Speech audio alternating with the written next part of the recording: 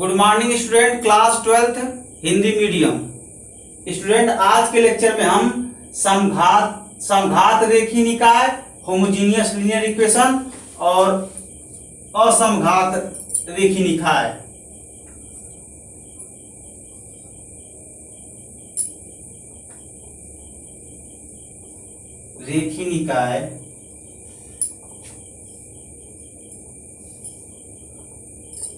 Non homogeneous linear equation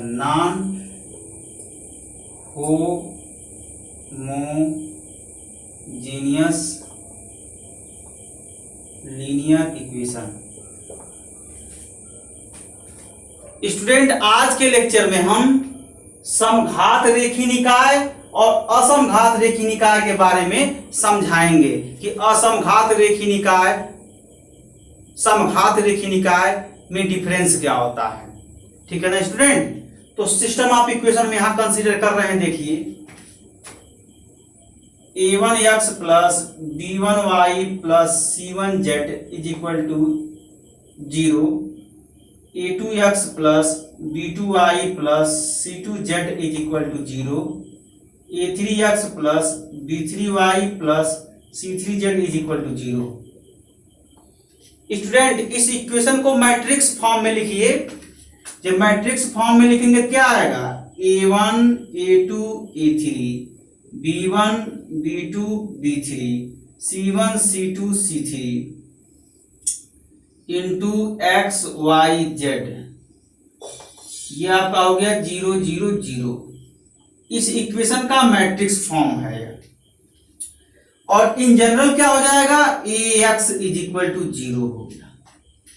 student, जब निकाय ax is equal to 0 के रूप में होता है, जब निकाय मतलब सिस्टम, जब निकाय ax इज इक्वल टू 0 के रूप में होता है तो ऐसे में इस प्रकार के निकाय को समघात निकाय, समघात रेखीय निकाय बोलते हैं।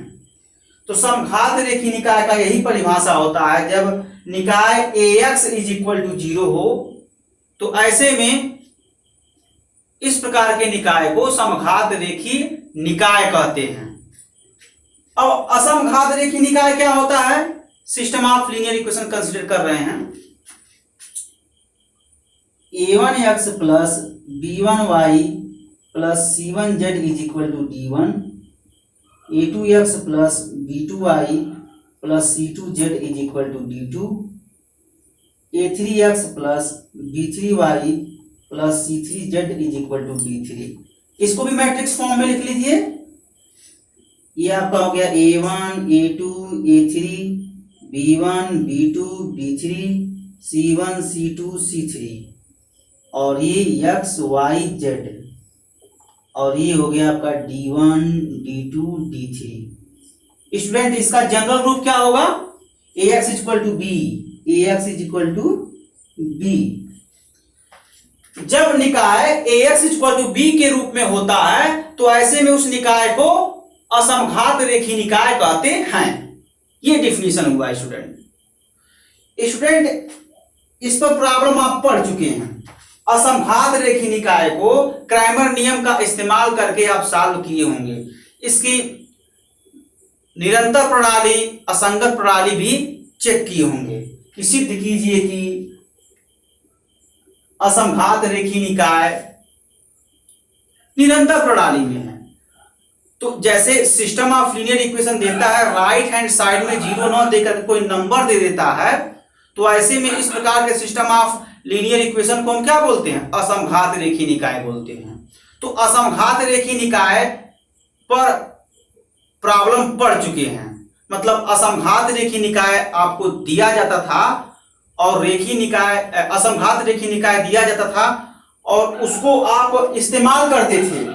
क्रैमर नियम का इस्तेमाल करके उसकी निरंतर प्रणाली और असंगत प्रणाली हम चेक करते थे या उसको सिंपली सॉल्व करते थे। क्रैमर नियम का इस्तेमाल करके x y z का मान निकालते थे। तो असमघात रेखीय निकाय पर प्रॉब्लम पढ़ चुके हैं। आज के लेक्चर में स्टूडेंट हम पढ़ेंगे समघात रेखीय निकाय। क्रैमर नियम का इस्तेमाल करके समघात रेखीय निकाय को हम हल करेंगे। स्टूडेंट, इसके दो प्रकार के हल हैं। एक शून्य हल है और एक अनेक हल है। एक शून्य हल है और एक अनेक हल है। तो हम आज के लेक्चर में क्रैमर नियम का इस्तेमाल करके समघात रेखीय निकाय का शून्य हल ज्ञात करेंगे। ठीक है ना स्टूडेंट, आज के लेक्चर में हम क्रैमर नियम का इस्तेमाल करके समघात रेखीय निकाय का शून्य हल ज्ञात करेंगे। स्टूडेंट, जो आप रेखीय निकाय पढ़ रहे हैं, मैट्रिक्स इक्वेशन का इस्तेमाल करके भी रेखीय निकाय को हल किया जा सकता है। और जो हम बता रहे हैं स्टूडेंट, रेखीय निकाय को हल करने का तरीका क्रैमर नियम का इस्तेमाल करके रेखीय निकाय को हम हल कर रहे हैं। तो आप कंफ्यूज मत होइएगा स्टूडेंट, क्योंकि मैट्रिक्स इक्वेशन का इस्तेमाल करके मैट्रिक्स इक्वेशन का इस्तेमाल करके हम रेखीय निकाय को भी हल करेंगे। अभी ये टॉपिक हम पढ़ाएंगे आप लोगों को। जो आपका टॉपिक चल रहा है रेखीय निकाय को हल करना क्रैमर नियम की सहायता से। क्रैमर नियम का इस्तेमाल करके रेखीय निकाय को हल कीजिए। तो दो तरह का रेखीय निकाय है, एक समघाती रेखीय निकाय है और दूसरा असमघाती रेखीय निकाय है। तो ये प्रॉब्लम पढ़ चुके हैं स्टूडेंट। असमघाती रेखीय निकाय को हल करना क्रैमर नियम का इस्तेमाल करके, ये हम सिखा दिए हैं। इसकी कंसिस्टेंसी भी बता दिए हैं कि ये जो है कंसिस्टेंट सिस्टम का है कि इनकंसिस्टेंट सिस्टम का, ये सब बता दिए हैं। और आज के लेक्चर में हम ये सिखाएंगे स्टूडेंट, क्रैमर नियम का इस्तेमाल करके समघात रेखीय निकाय को हल करना। तो इसके दो तरह का हल है, एक शून्य हल है और एक अनेक हल है। तो शून्य हल हम सिखाएंगे। तो जो टॉपिक है समघात रेखीय निकाय का शून्य हल ज्ञात करना।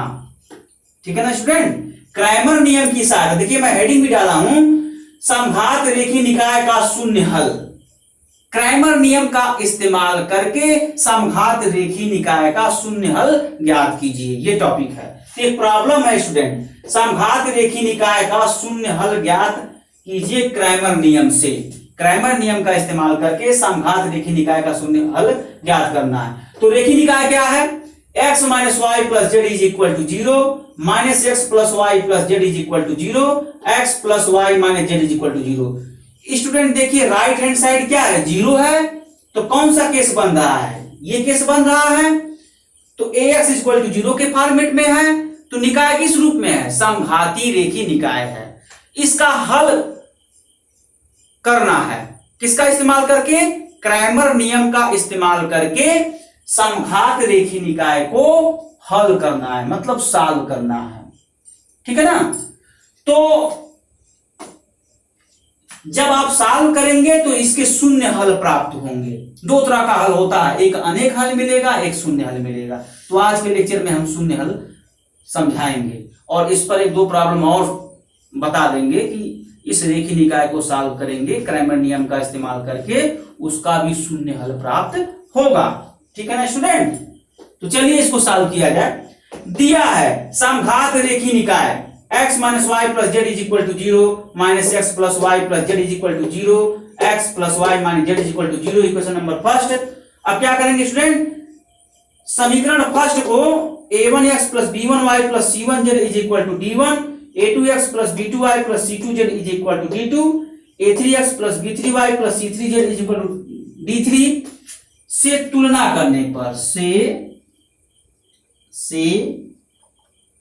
तुलना करने पर तुलना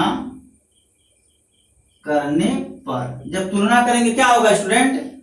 a1 is equal to 1, a2 is equal to -1, a3 is equal to 1, b1 is equal to -1, b2 is equal to 1, b3 is equal to 1, c1 is equal to 1, c2 is equal to 1, c3 is equal to -1, d1 is equal to d2 is equal to d3 is equal to 0।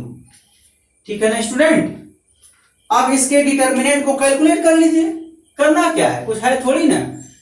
अब यहां क्या करेंगे? Cramer नियम का इस्तेमाल करने पर, Cramer नियम उपयोग करने पर, क्रैमर नियम से, क्रैमर नियम लगा दीजिए, क्रैमर नियम से। क्या क्रैमर नियम है? x is equal to d1 upon D, y is equal to d2 upon D, z is equal to d3 upon D. Cramer नियम लगाइए, और जहां पर d क्या होना चाहिए स्टूडेंट? नॉन जीरो होना चाहिए। तो d कैलकुलेट कर लीजिए स्टूडेंट, क्या होता है? a1 a2 a3 b1 b2 b3 c1 c2 c3 होता है। तो d का first column a1 a2 a3 का मान यहां से फिलअप कर दीजिए। 1 -1 क्या हो जाएगा? 1। b1 -1 1 1 -1 1 1 और c1 1 1 -1 1 1 -1। स्टूडेंट इसको सॉल्व करेंगे, क्या मान आएगा इसका? आप देखिए, इसको R1 को इंटरचेंज कर दीजिए, और क्या R1 प्लस R2 कर दीजिए। जब करेंगे तो क्या आएगा? जब करेंगे स्टूडेंट तो आपका ये रिजल्ट आ जाएगा, d is equal to determinants 0 0 2 -1 1 1 1 1 -1 2 into उपसारणिक, 2 इंटू उपसारणिक, रो कॉलम इग्नोर, -1 -1 -1 -1 2 इंटू -2 -4 90। देखिए स्टूडेंट, d का मान -4 90। d1 कैलकुलेट करिए। फर्स्ट कॉलम क्या होगा? Constant term, -1 1 1 1 1 -1 0। ये सारणिक के गुणधर्म से हम बता रहे हैं स्टूडेंट।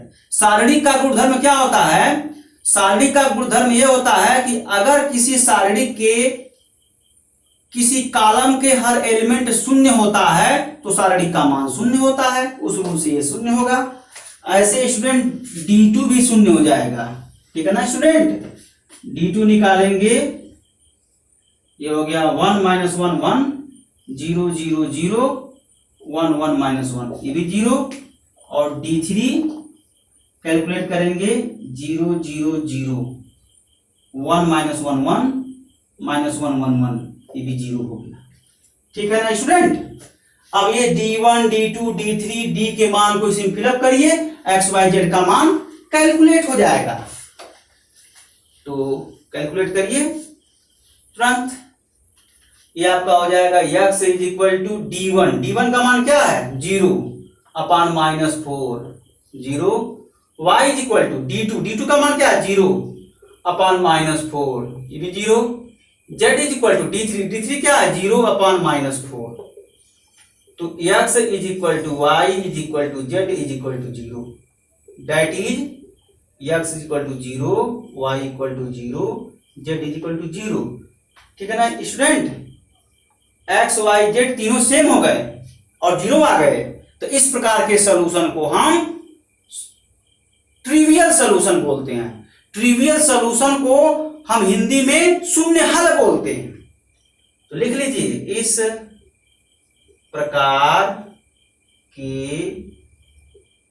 हल को शून्य